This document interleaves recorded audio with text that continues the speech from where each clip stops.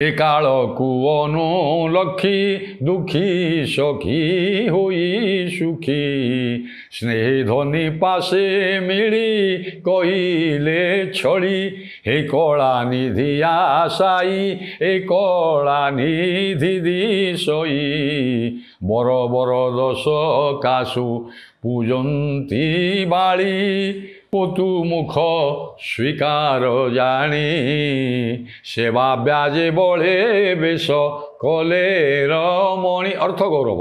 ମୁଁ ଗୋଟିଏ ସୂଚନା କେବଳ ଦେଉଛି ଆପଣଙ୍କୁ, ଏଇ ପଦ ଗୁଡ଼ିକରେ ଯେତେ ଗୁଡ଼ିଏ ପଦ ଏଠି ଅଛି ଆଜ୍ଞା ସବୁ ସମସ୍ତଥିରେ ଅର୍ଥ ଗୌରବର ବୈଶିଷ୍ଟ୍ୟ ଏଥିରେ ରହିଛି। ଏଗୁଡ଼ିକ ନାରୀ କେଳ ପାକ କହିଲେ ଅତ୍ୟୁକ୍ତି ହେବ ନାହିଁ।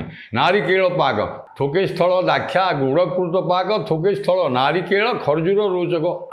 ତେଣୁ ଏଗୁଡ଼ିକ ନାରୀ କେଳ ଫଳ ଭିତରେ ଯେମିତି ଉପରେ କତା ତା ଉପରେ ସଢ଼େଇ ତା ଭିତରେ ରସ ଥାଏ, ସେଇଭଳି ଆପଣ ଏଇ ପଦ ଗୁଡ଼ିକୁ